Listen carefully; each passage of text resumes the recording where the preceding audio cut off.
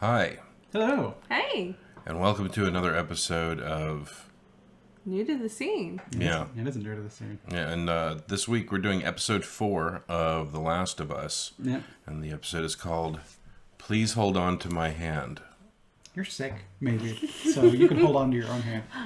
I share your germs already. It's okay. Please. The plague child is here. Please take my son's cold. No, thank you. Well, so this episode was pretty interesting. I think we're getting back more towards what the games are about, sneaking around, trying to get away from the people. Yes, this definitely had a gameplay feeling to it at moments. You know, even with spoiler alerts, by the way. Yeah.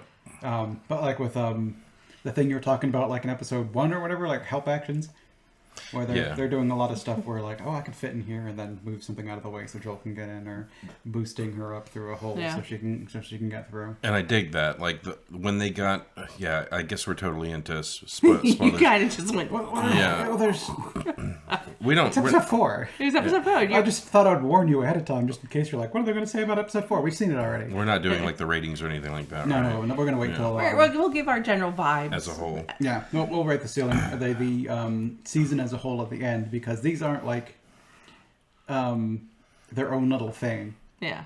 Well, I guess last episode. Episode 3. Episode 3 was kind of its own thing. So maybe we review the season as a whole and then we review episode 3. Well, like okay, if we view the season as a whole, but then we extract episode 3 and just rate episode 3, that might be what we have to do. I mean, so the more I've thought about episode 3, and I'm like, this is kind of a filler episode, which is not a bad thing. Yeah. But it's also kind of dependent on what they do with the rest of the series. Because Yeah. if the rest of the series is you get introduced to someone and you learn their story, that's just the way they're telling the story.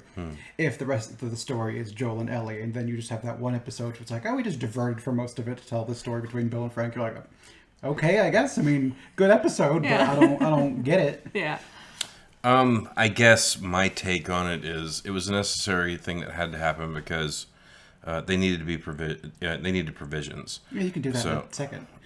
Sure, but like I think it's also it might be one of those things where well, it's kind of like what we talked about with the Judge Dredd thing. It's like you have a lot of heavy content, so every now and then They've not seen the Judge Dredd thing yet. yeah, well, it's like you have a lot of heavy content, so every now and then you want to inject some like hope, or that show that this world isn't completely devoid of like love or you know any kind of like social graces. Sure, but you could do that with out introducing and killing the characters in the same episode, Yeah. which is last episode. But Yeah. so this one didn't really like cut away or anything like that. So it's pretty much This was the first one with no flashback. Yeah, no flashback whatsoever. We get a flash to what else is going on. Like you learn, like here's whoever these people are. Which, Yeah, I don't. Were they just called the Hunters in the game? I don't remember, but it was the impression I'm getting is it's the group that were driving around because they showed it like with the Humvees and everything, like the guys that are like heavily equipped. Yeah. The only thing I haven't seen is like the heavy guns, where like they would pull into an alleyway and just aim the gun down the alley, so you had to like basically find your way around it. Yeah. Or they would just mow your ass down. And I think Kathleen. They never showed the leader, so Kathleen's kind of a show invention, but that doesn't mean that she wasn't the one they kind of always envisioned pulling the strings behind the scenes in the game. Because you didn't have to take out the whole group to get through the arc of that city. Okay. You know, it's a survival game. Sometimes you don't have to destroy the head of the group. Yeah, rather than wasting resources, you can Yeah. just kind of leave or whatever. Yeah. Okay. Yeah. I'll still play the game at some point in time. I think it's actually coming to PC. Yeah, I think I read March something is Yeah. when the PC port's going to finally be available. You'll get an early Christmas present, Okay. just so we can Birthday. like It'll be a birthday present. Earlier birthday, apparently. we'll just cover them both.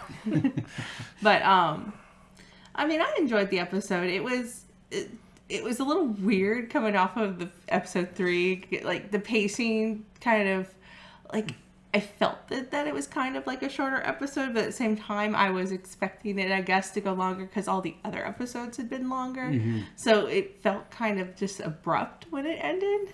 Well, and it's also like the first episode we've got where it's kind of like Joel and Ellie, like Just Joel and Ellie. yeah, and getting to know each other, which is Yeah. kind of the stuff I think I was more interested in. Yeah.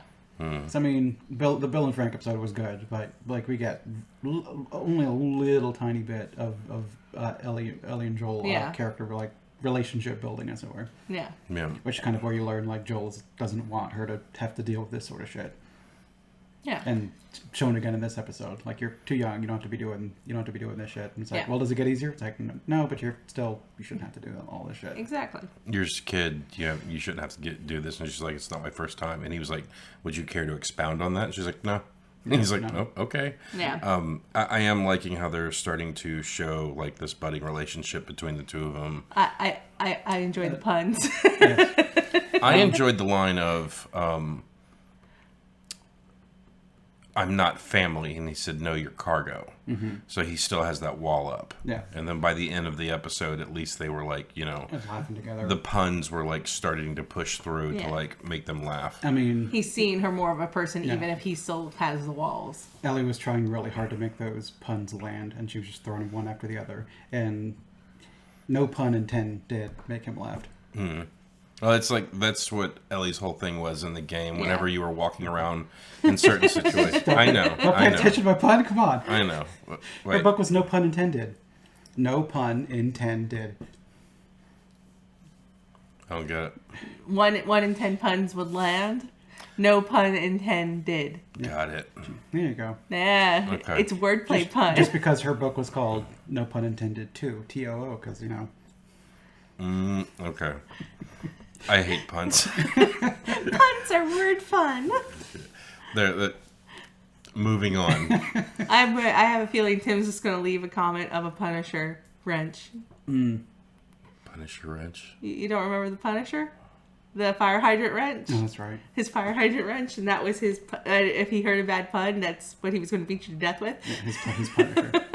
And he called it the Punisher. Got it. Yeah. You're welcome, Tim. must have been- I listened to you. Yeah, it must have been around the time of the Inanity Bell. Probably. We rang that damn thing so much it fell apart. I really need that for this show if it didn't, spike the mic.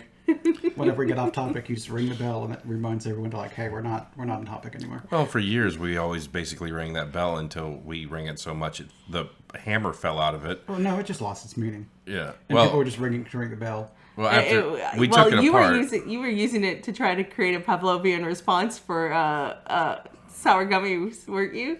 That's probably the trolleys, the trolley sourdough. Someone was giving me something, and every time I would ring the bell or something like that. Yeah, there was a Pavlovian response bell going on thing. Y'all have incredible memories. But yeah, no, eventually when the bell fell apart, we just all basically started saying ding. No, the bell didn't fall apart. I stopped ringing it. No. And also, I would take the bell out of it, so whenever someone would ring it, it would just go boop. Thunk. I'm like, took the bell out. But going back to this episode. There's a reason we're called the Inanities. Yeah, we need that in there. Bing, bing, bing, bing. Back on track. All right. But yeah, it was very interesting. Like, this is more of the meat of the game, and then you get to meet the unfortunate brothers. But what I was saying earlier about the episode was randomly, as you're sneaking around the city, Ellie would just tell puns, and like in the game, and it was amusing because it landed almost the same way in this episode where it was like she'd tell a pun and Joel's like, okay, stop, let's keep moving, and then eventually he was, it just like in the show, he's like, okay, that was a pretty bad one. She's like, yeah, that was a bad one, and she's like, but I'm just gonna keep reading them. I liked how at least 2 puns Nick said the answer before they came onto TV. I said one of them, I just said it wrong. Yeah. And Nick corrected you, and then it got said on TV. Oh. And that's it running the family. It runs in the genes. Yeah, I should have known that one. That was like 6th grade, but Yeah, I think all of them are. Yeah. Yeah. And it's probably like the kind of book that you would find at a Scholastic book fair when you're, which I think I can't. Well, that's spoiled. Never mind. But yeah, the whole thing with like them driving through the city, them setting up like basically the lynching point again, like Joel all too aware of what's going on. I kind of got a little bit of a flashback of the first episode when they were like running out of the city and the family was on the side of the road, and they're like, "Please help us," and he was like, "Just go. There'll be other people." I think that was. I'm sure that was part of the thought process though of how to do an ambush when he admitted that that's what they used to do, and they've seen other people do it. Is kind people will stop. Kind people are easy prey. It's a harsh truth of that kind of reality, and Joel knew that the night of the outbreak. He knew that then, that you can't stop friend. You have to go into every encounter with a distrust. Yeah, that's protect your family. Who's going to kill you? Who has motive to be kind? If your kindness is such a rarity, you're going to not. And I feel like that's how you can see like motifs from the Bill and Frank episode that are carried forward is Frank was a rare gem of kindness and happiness and beauty, and he helped restore Bill's humanity in a way. Yeah, so we got the nice humane people early on, and now we're just going to get the dredges of humanity. Yeah, because the people who congregate together. I mean, you saw that with Kathleen. Kathleen, it looks like she started off with a purpose and has been driven into like zealotry in her crusade to find the truth about her brother, to the point where she's willing to just murder anybody. Oh, I mean, that happens all the time. Like, it's a common trope in dystopians. Well, with cults, too. Like, with cults, you start off with an ideal, and then the bigger you get and the further you get, you have to keep jazzing it up to keep people interested. Well, yeah, but like, I don't know that this group is per se a cult. I feel like it's more of just a zealous... I'm using zeal, but I'm not using zeal in the term of like religion ferventry. But I'm using it in purpose driven. Yeah, they're zealots and they're rallying behind this cause. Obviously, we saw in Baltimore. That wasn't Baltimore. It was Boston. The Boston QZ Fedra wasn't great. We heard that Bill and Frank called them Nazis. So obviously, the Kansas City QZ was probably similarly run by people who were abusing their authority based on what we heard from Kathleen. So it's not unheard of to basically have other groups similar to the Fireflies that might have succeeded in their revolt. Because that's basically what it seems like it happened. That they won. Yeah, where the Fireflies have struggled. They drove by the QZ and it was wide open. But it reminded me of when she was basically like directing that all of this was it Sam's fault? Henry. When all this is Henry's fault, we have to find him. Any of the people that are helping him. And that's like we can't really discuss any of that from the game because obviously with where this ends off, we don't know. We don't really know anything about them in the show, so we're not going to mention anything really about them. Since Nick is, it's actually a part I don't know. Yes, but I got vibes. Again, I understand where you kind of got vibes like that because I will say, like, my first thought when she was talking was I flashed over to the mist and I saw the lady in the friggin' grocery store in the moment. Yeah. So I get it. And I agree that there's kind of like that chaos energy of ever getting people together. But I mean, you see that in political movements in today's society. Without getting political, that happens in certain political movements. We'll leave it at that. You need a bad guy to focus on to keep people like pointed in a certain direction, because when people get bored, that's when they start splitting away or chaos reigns. But you could also see that Kathleen's a terrible leader in the fact that there's obviously something very bad that could befall them at any moment. And she killed a fucking doctor. Not just that. I'm talking about the big sinkhole secret and underneath one of the main buildings near them. Which I'm assuming that maybe it's one of the tendrils growing in or something like that. But I don't know. They didn't really explain it. Yeah, but obviously I know what it is. I have a very strong idea. I know what it is too. But something terrible is clearly being hinted at, that something fearful and something that was big enough that the guy was like, "What are we gonna do?" And she's like, "Oh, we're just gonna keep quiet because I have my goal I need to achieve." And that's a sign of a bad leader that she's putting her goals ahead of her people's safety. Yeah, well, let's ignore that for now because we have to deal with this Henry guy. Man, he's awful, right? And the only thing that we've seen of Henry for certain, based on her stuff, was they were living in an attic eating canned food that was probably spoiled with no heat, and there were a bunch of pictures, superhero drawings. Yeah, so it doesn't exactly give you like this scary vibe. You know, it's I'm getting the sense of a man that ran away, and probably I would have guessed maybe her kid, but you know, in seeing him, maybe not. But I figured maybe it was a husband that ran away with a child, and now she's like, I need my kid back or something like that. So I don't remember like anything like that in the game. It's been a while since I played it, but I don't remember anything like that. I just remembered you meet them and then stuff happens. Yeah. But like, it seems like I agree with you. It's kind of like, that was the sense I was getting at. I think Nick's saying, are they going to give us information on these other characters as we meet them, or are they just, or Spill and Frank going to be the exceptions? I feel like they are giving us more information of characters that are integral to Joel and Ellie's story along the way. Like maybe next episode will be like we spend a little bit of time with, they might bring a flashback Sam and Henry, and then we flashback and learn the entire story of what's going on here to catch up to the point. Yeah. Or is it going to be like, do we ignore it and just kind of Bill and Frank is the standout and that's the only backstory? Yeah.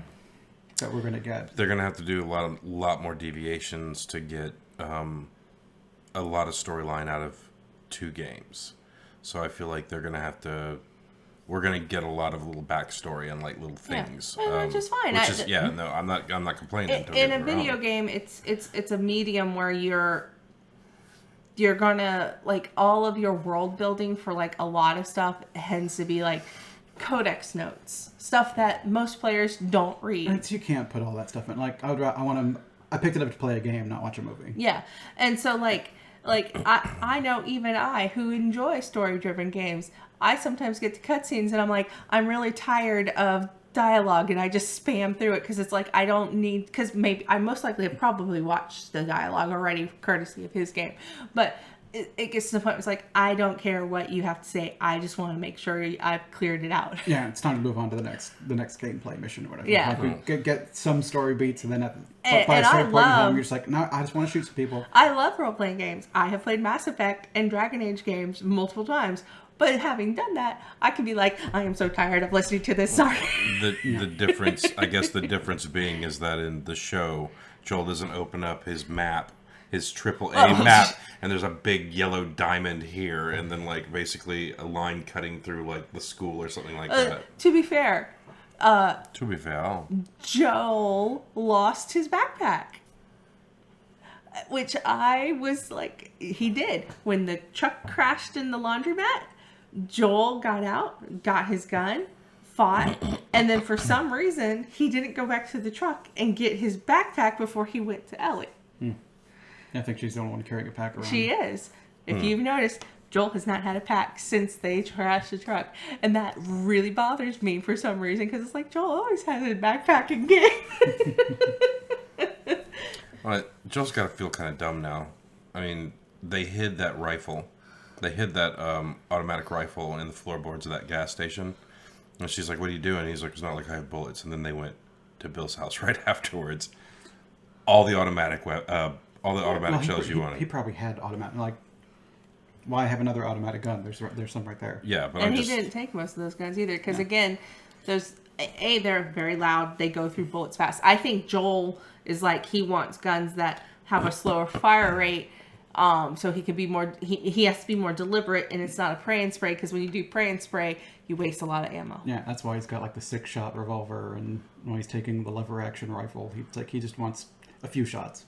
Yeah, I think he's the kind of, if he were the player, he's the player who's like, I'm not. He's like, I'm going to make aimed good shots, so to use as few ammo as possible, as little ammo as possible, to be more grammatically correct. Yeah, it's kind of like when I play Fallout. Like I play Fallout 4, and you spend a lot of time getting automatic ammo rifle or whatever. And you're like, cool, I can finally use this gun. And then you go through a few fights and you're out of ammo, and you're like, well, that was neat. Time to go back to the single shot. Yeah, it's like playing Tiny Tina's Wonderland, and it's like the really cool rifles that spray a lot of bullets. It's like, and I'm out.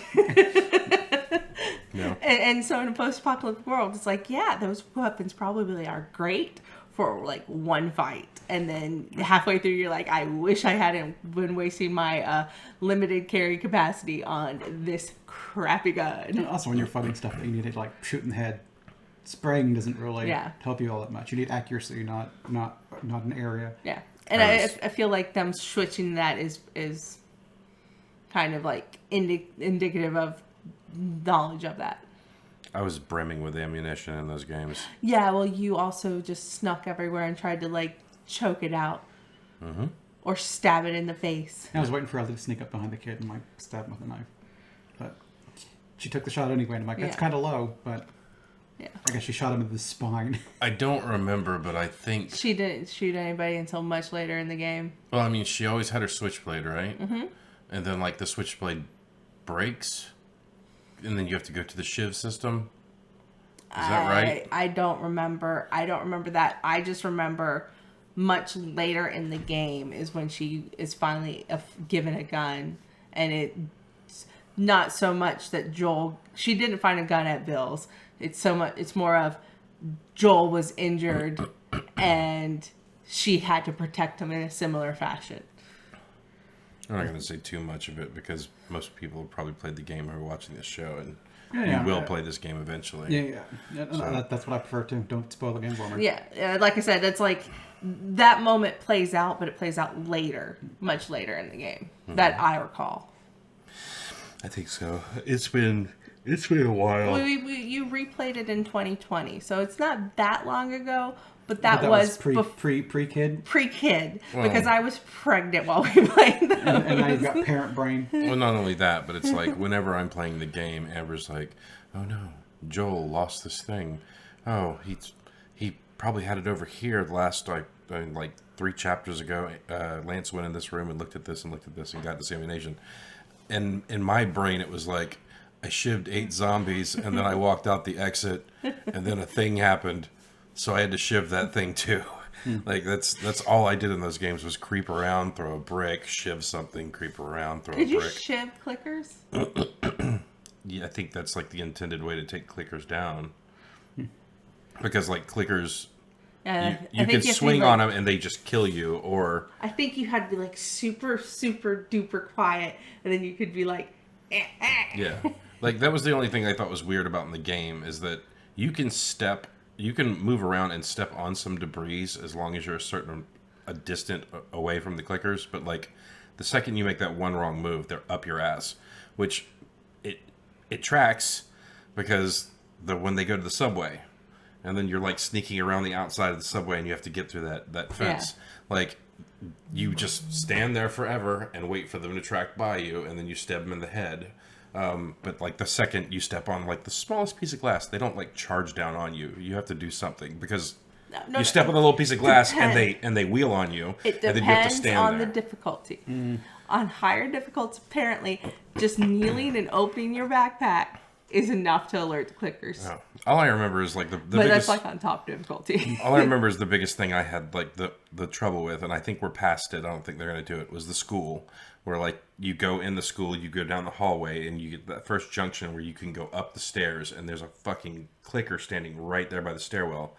And I tried at least 14 times to shiv that fucker, and every single time you sneak up on him, and he would wheel on your ass and like alert the school. So it was like, okay, you have to start over. Bing, bing, bing. Not just yet. No, I was saying like bing, bing because we're kind of talking about the game, not necessarily the episode. Yeah. Yeah, no, it's true. But I mean, is there anything else we want to say about this? I mean, this episode is set up. Yeah, it's definitely set up for the rest of the Kansas City and a little bit of story build up between relationship building. Yeah, it's relationship building and set up, and it was enjoyable. I mean, like I said, I think it's my least favorite so far personally, but I think I like this one a little bit more than some of the others. Yeah, well, I think we're good here. Watch the episode, you'll like it. It's presumably you already watched it. And I think maybe out of all of them, this is probably going to be the ones people are like, it's just set up. But Yeah. I'm interested in it. I'm curious to see where this Well, goes. again, I think the difference there is you've had less Yes. less exposure to this part, so it's finally interesting new material. And I for you don't to- necessarily know what's going to happen in the city. Whereas pretty much everything else, Yeah. the last 3 episodes have been like, I know where this is going. Yeah. All right, well, thanks for joining us. We've got Kid Aggro, so we'll talk to you on the next one. Bye, everybody. Bye. See ya.